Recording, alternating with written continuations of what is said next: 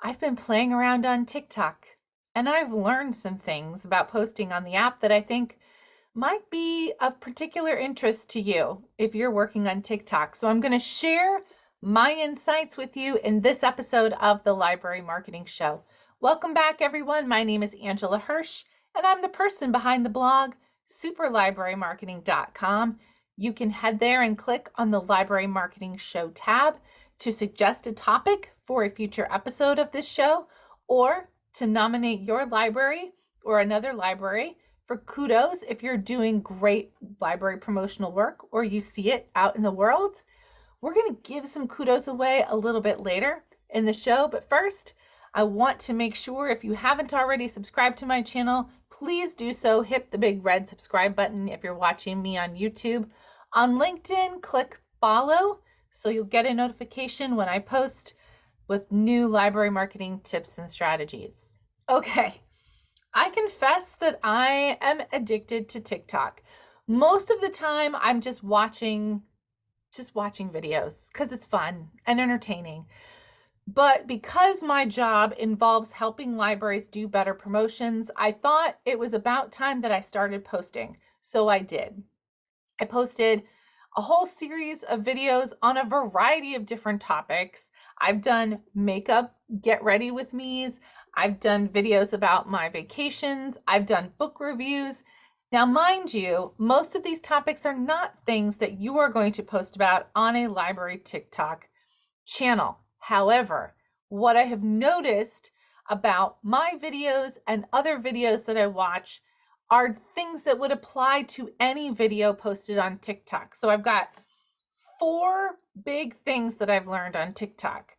Number 1, hashtags are everything. And as far as I can tell, there is no way that you can put too many hashtags in the caption as you're doing the video.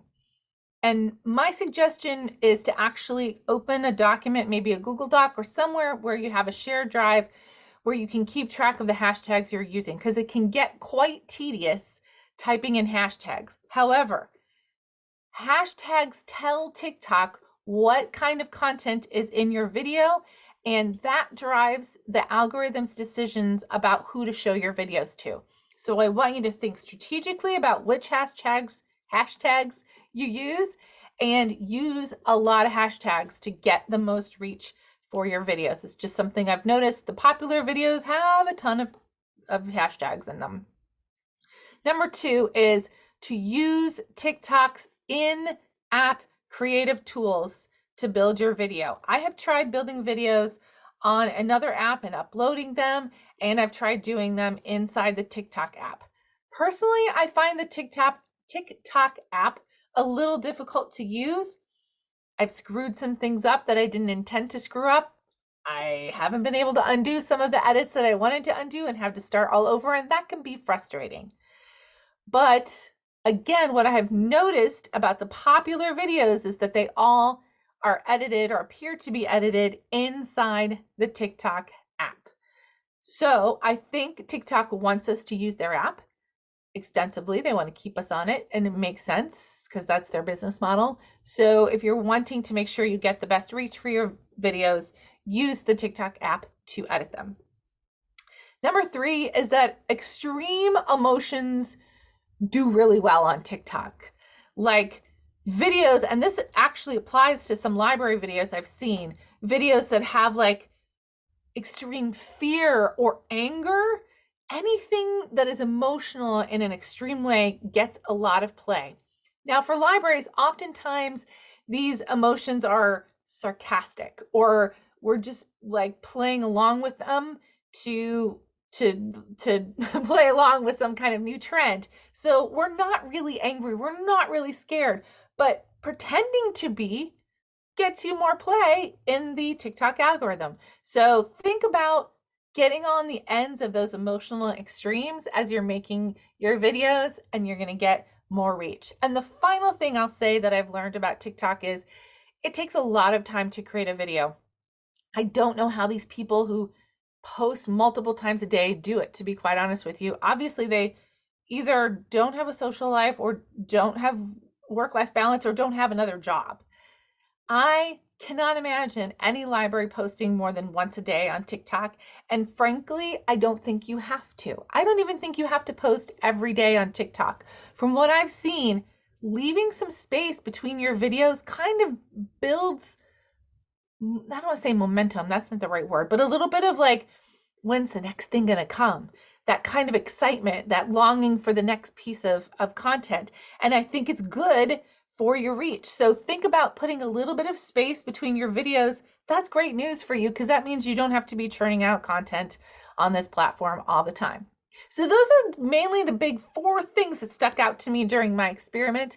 You can follow me on TikTok. I'll put a link to my profile down in the description or in the comments on LinkedIn if you want to follow.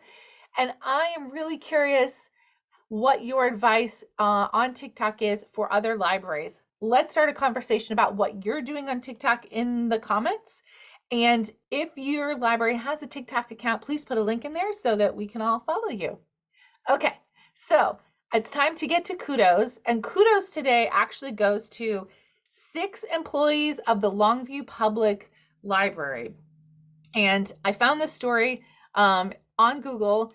During the February 13th Library Board of Trustees meeting, these employees were recognized as the theme team that produces children's activities, including summer reading events centered around specific themes. So they were recognized for the work that they're doing in children's programming. They have a thriving children's programming agenda at Longview, and can't do that without promotion. So I just wanted to give a thumbs up to the Longview Public Library employees who've worked on that, and I'm going to put a link to a really awesome article about them down in the comments if you're watching on LinkedIn or in the show description if you're on YouTube.